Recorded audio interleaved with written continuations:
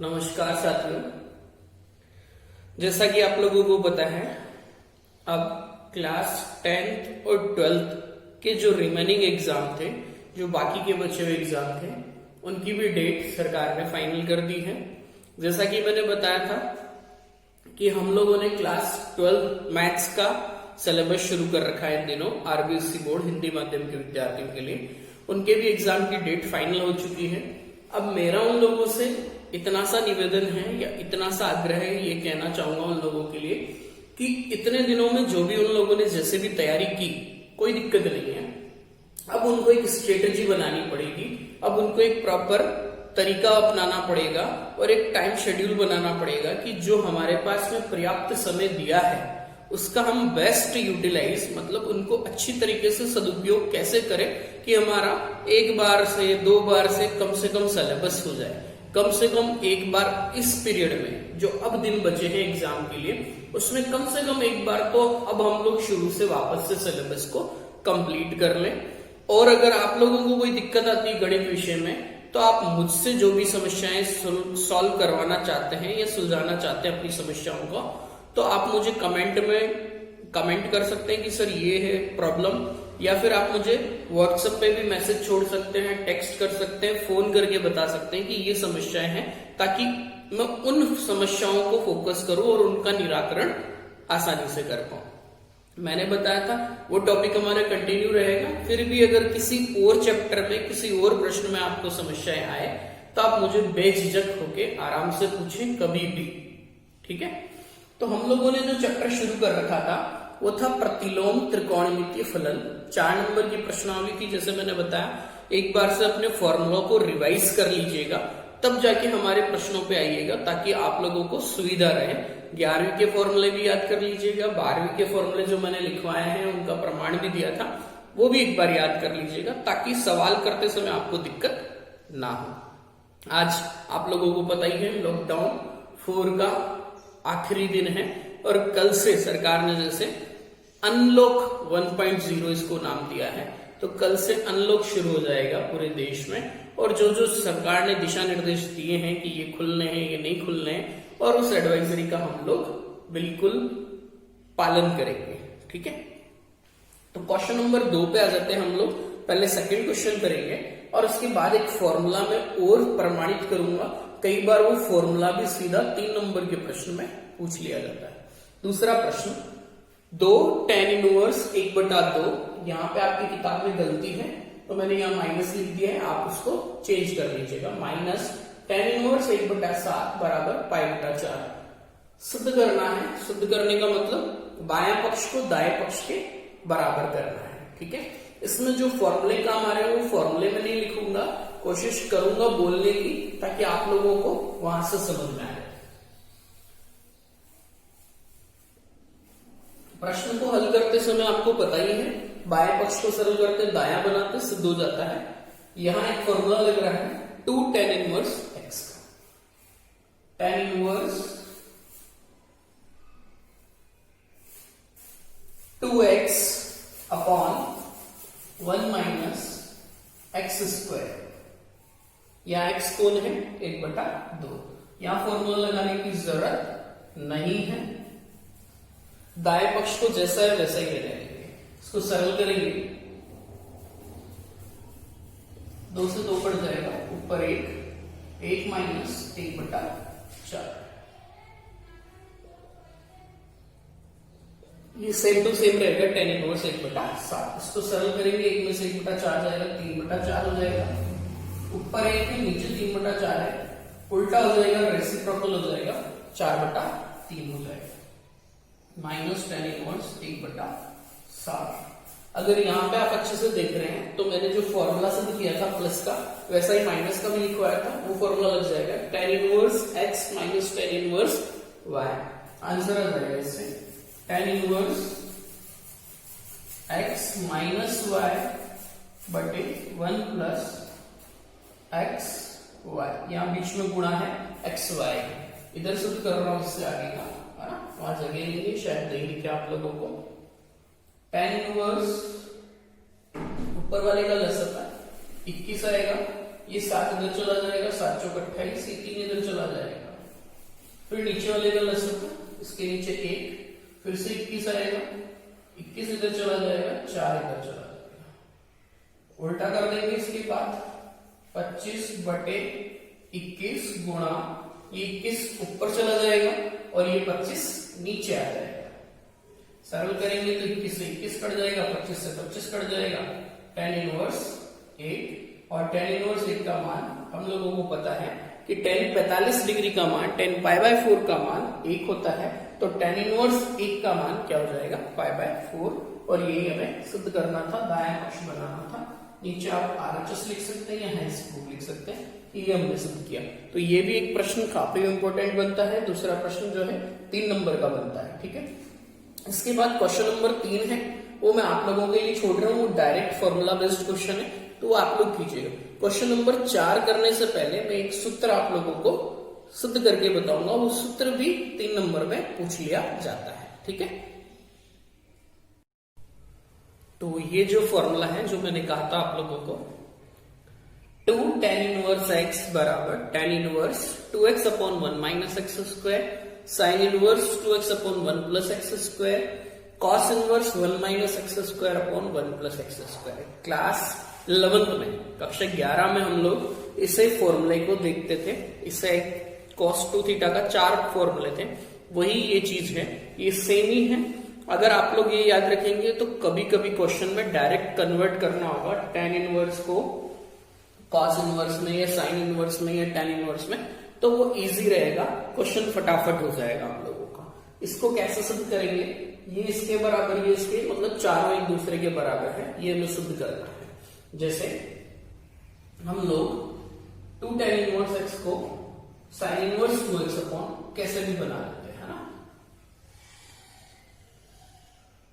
माना कि x बराबर tan थीटा, x को tan थीटा मानेंगे, यहां से थीटा बराबर tan इनवर्स x हो जाएगा।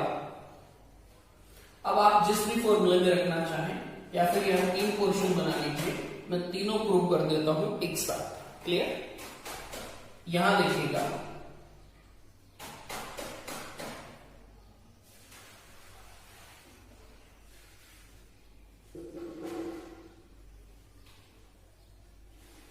सबसे पहले यहां देखिएगा, x के जगह पे इस फॉर्मूले में सर ने tan थीटा रख दिया, 2 tan थीटा बटे 1 माइनस tan स्क्वायर थीटा। ये फॉर्मूला हम लोग कक्षा 11 में पढ़ के आते हैं। ये जो फॉर्मूला है वो tan 2 थीटा का होता है। किसका होता है? tan 2 थीटा का। अगर इस फॉर्मूले को देख रहे हो, इन दोनों को सिद्ध करना, तो मैंने इस बार LHS नहीं लिया है काम में, इस बार मैंने RHS काम में लिया है, ठीक है। ये फॉर्मूला कक्षा 11 में हम लोग देखते हैं, tan 2 थीटा का फॉर्मूला है। और ये अभी मैंने कक्षा 12 में आप लोगों को बताया, tan इनवर्स tan x बराबर x हो जाता है, तो x को यहाँ पे 2 थीटा हो जाएगा।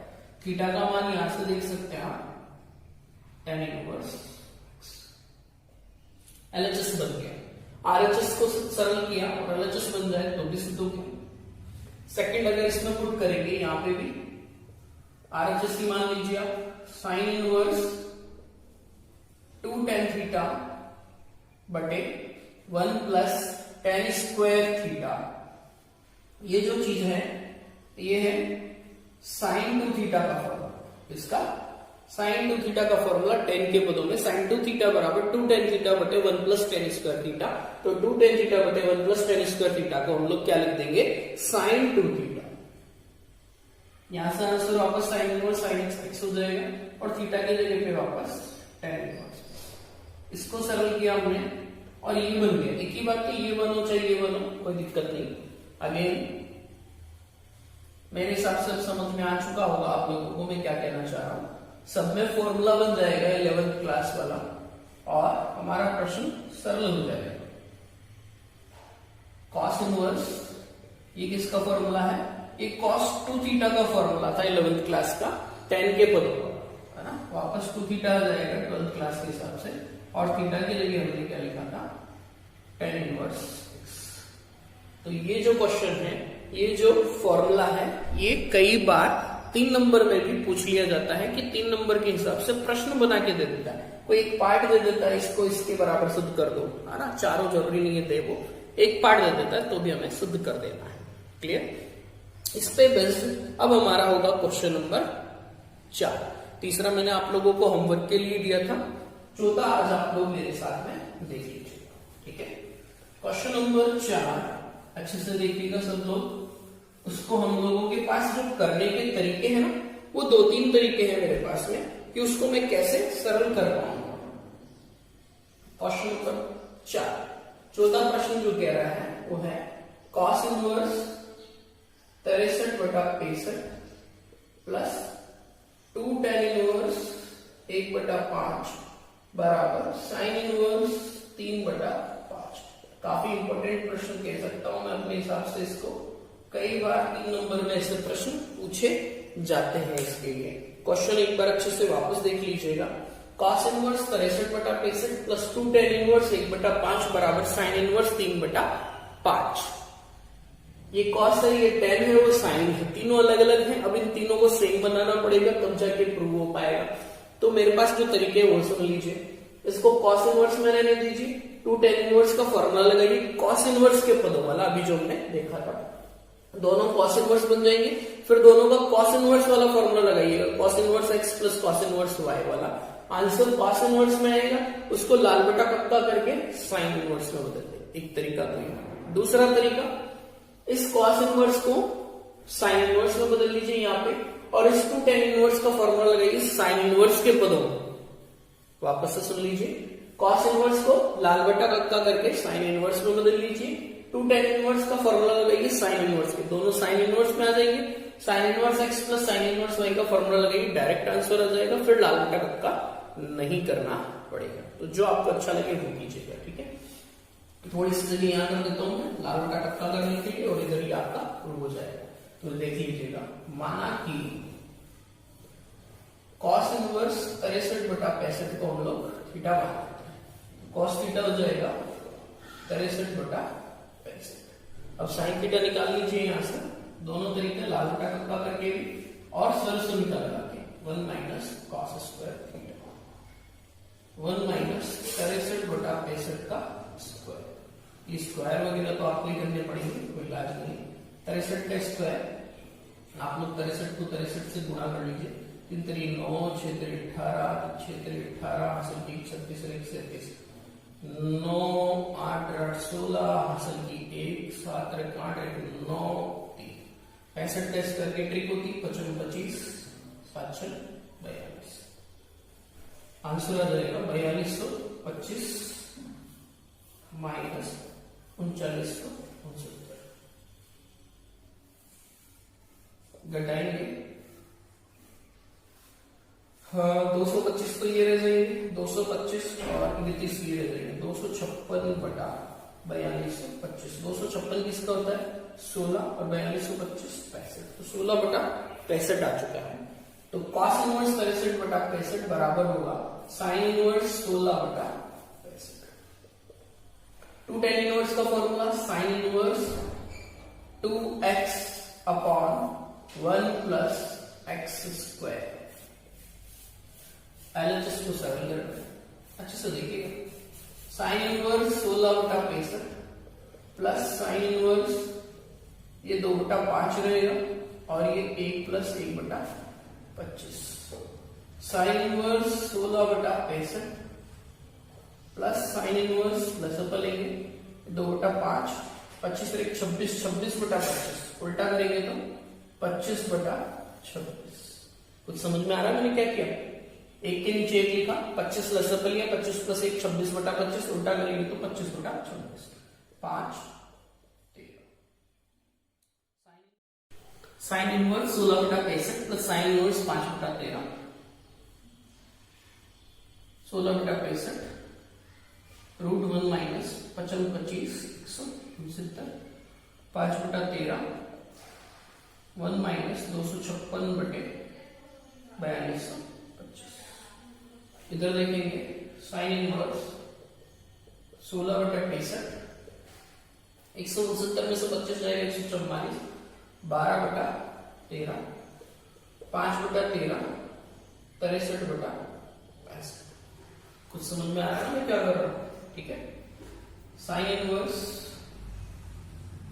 लसपा आ जाएगा 65 इंटू 13, 16 इंटू 12 करना पड़ेगा इसको अपन को। 12 5 60 बोलते हैं हासिल की 7, 12 और 7 19, 5 3 15 हासिल की 1 31 315 जोड़ दीजिए तो 7 10 का 0 हासिल की 1 5 13 5 की 65 हासिल की 6 13 78 और 6 84 5 किससे कटेगा तो 5 12 3 से काटने की बजाय 5 से काट देते हैं। 5 ये कटेगा डायरेक्ट कटेगा है ना, इसे 5 एकम 5 बचे 3 5 29 5 9 45 169 से कटेगा 5 बार।